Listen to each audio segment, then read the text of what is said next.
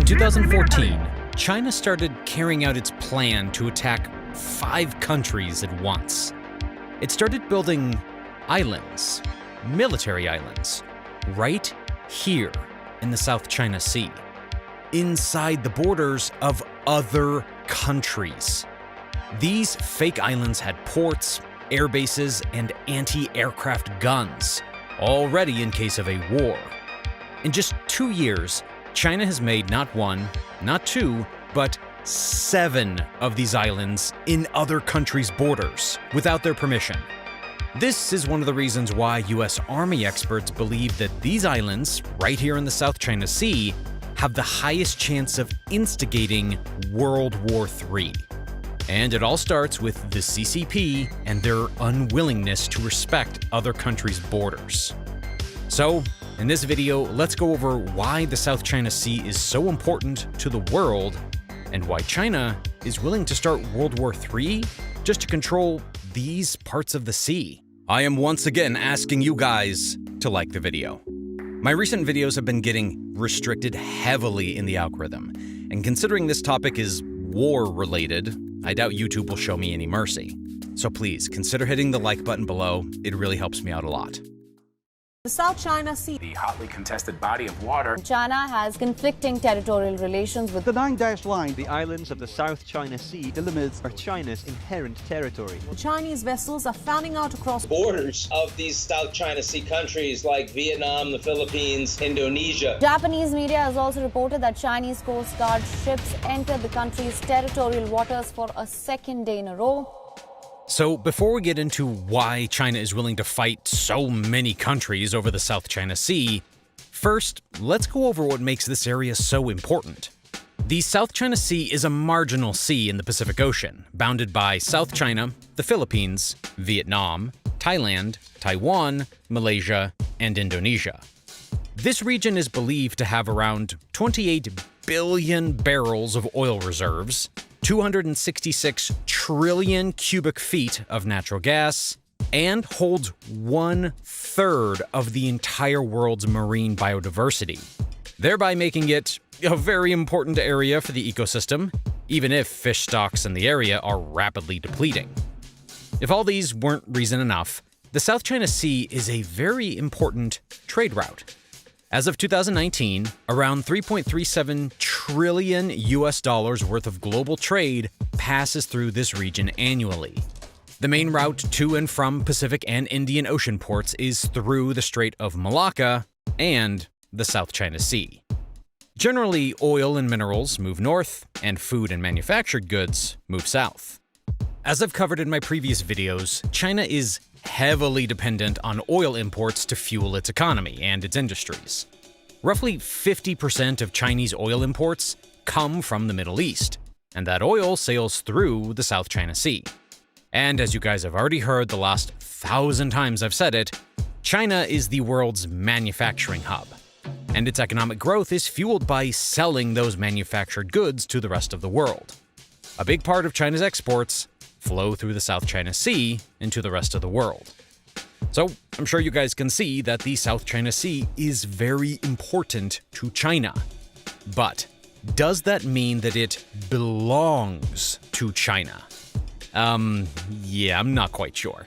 So, let's look at China's supposed claim to this area in just a sec, but first let's go over the international law that defines who controls what part of the ocean. According to the Law of the Sea that was signed in a UN convention in 1982, each country's sovereign territorial waters extends to a maximum of 12 nautical miles, about 22 kilometers beyond its coast. But foreign vessels are granted the right of innocent passage through the zone. Beyond its territorial waters, every coastal country may establish an exclusive economic zone, or EEZ, extending 200 nautical miles, about 370 kilometers from shore. Now, remember this, as this will become really important later on in the video. Within the EEZ, the coastal state has the right to exploit and regulate fisheries, construct artificial islands and installations, and use the zone for other economic purposes. Now, every country recognizes this law, including China, and this is actually how every country has claimed they're part of the South China Sea. 200 nautical miles from their coast. Every country but China. There are some overlaps in Vietnamese, Malaysian, Bruneiese, and Filipino claims, but no one is talking much about that because, well, all of these countries are united together against China's claim. You see, when it comes to this part of the sea, China doesn't want to follow the law of the sea. No. In fact, China wants to follow this made-up 9-dash line to exert its claim. This 9-dash line covers almost 90% of the South China Sea, and the CCP claims that it's all part of China. Now you may ask, what is the reasoning behind this 9-dash line, since there are no laws or really anything that mentions this? Well, according to the CCP's reasoning, a Chinese explorer discovered the South China Sea, so therefore, it belongs to China. I guess by that same reasoning, China belongs to Italy because Marco Polo, quote-unquote, discovered China. It's time for the CCP to pack it up and hand over the reins to the Italians. All right, jokes aside, that really is the reasoning the CCP has used to claim pretty much the whole South China Sea, and it has led to some very confrontational situations with other countries. China. Swarming and threatening Foreign military aircraft.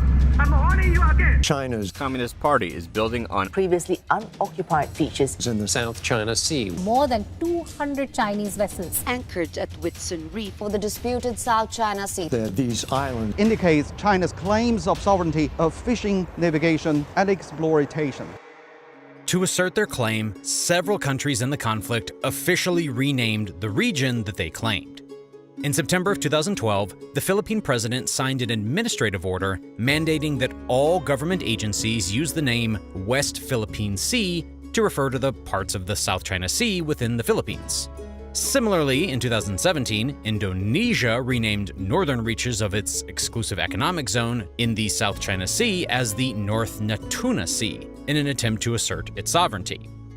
All while this is happening, the CCP starts building its own islands in the South China Sea. And not just any islands, military islands. They were home to a few military personnel, an airstrip, and a missile system. Based on international law, these islands were within the Philippines' border. So the Philippines decided to take China to UN court. In 2016, a ruling from The Hague ruled in favor of the Philippines, claiming China had indeed encroached on their land, a ruling that the CCP chose to ignore and has not put into effect yet. To make matters worse, the CCP declared the airspace above the disputed land to be a defensive air identification zone, and issued a notice that aircrafts flying through it would need Chinese permission. This move, while they claim will only be enforced in defense, has further strained relations between these two countries. On top of this, there was a second part of this ruling that was just as important to the whole conflict. You guys remember earlier how I said that according to the law of the sea, 200 nautical miles from the coast is each country's exclusive economic zone?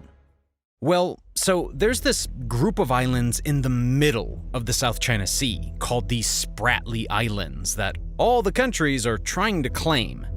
The main reason being that if you establish a claim on the islands, you can extend your EEZ and control more of the South China Sea. But according to a 2016 ruling, the Spratly Islands were ruled a rock, so they don't extend any country's EEZ.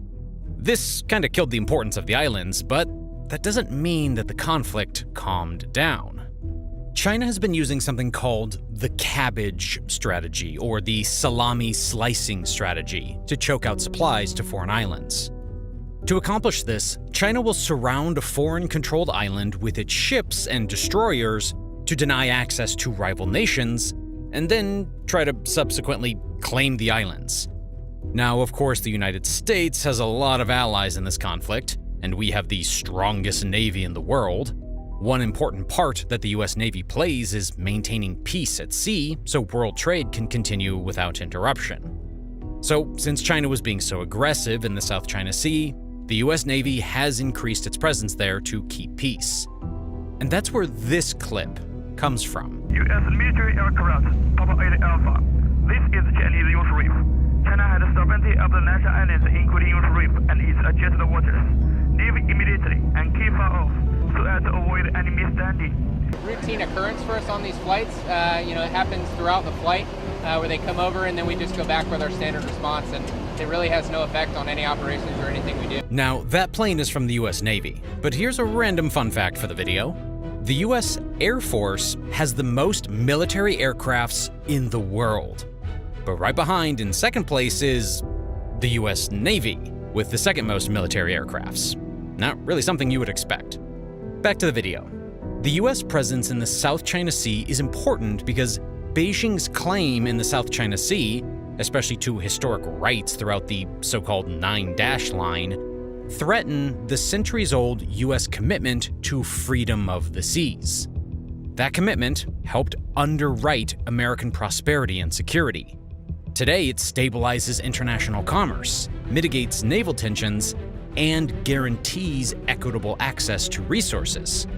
If China is able to undermine the UN's law of the sea, what's to say that it will follow other laws?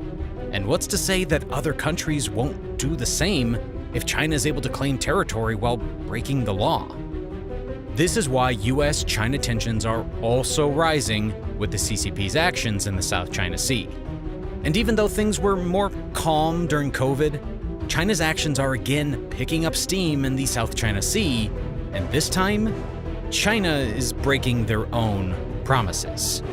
Let me explain. In 2011, China, Brunei, Malaysia, the Philippines, Taiwan, and Vietnam agreed on a set of preliminary guidelines on the implementation of the Declaration of Conduct of Parties in the South China Sea, which would help resolve disputes. Following the spirit of the Declaration on the Conduct of Parties in the South China Sea, China and ASEAN countries actively advanced the consultations on the Code of Conduct, or COC, in the South China Sea, with the forecast that the COC will be completed by 2021. As you can already tell, the timeline for resolution, it's not really panned out. But that COC has helped maintain some peace in the South China Sea. One important rule in this COC was that no country is allowed to build on unoccupied reefs. But according to a recent Bloomberg report that came out last December, it seems like China has decided to stop following the COC. Fishing fleets that operate as de facto maritime militias under the control of authorities in Beijing have carried out construction activities at 4 unoccupied features. A report said new land formations have appeared above water over the past year at El Dad Reef in the northern Spratlys, with images showing large holes, debris piles, and excavator tracks at a site that used to only be partially exposed at high tide. This kind of action could mean a lot of things on what the CCP is planning for the future, and none of those possibilities are good for world peace. China's actions have prompted other nations in the region to step up their defense spending. Now, I don't want to speculate on what the CCP is planning, but if there's any concrete news on this topic, I will be making another video. So be sure to hit that subscribe button.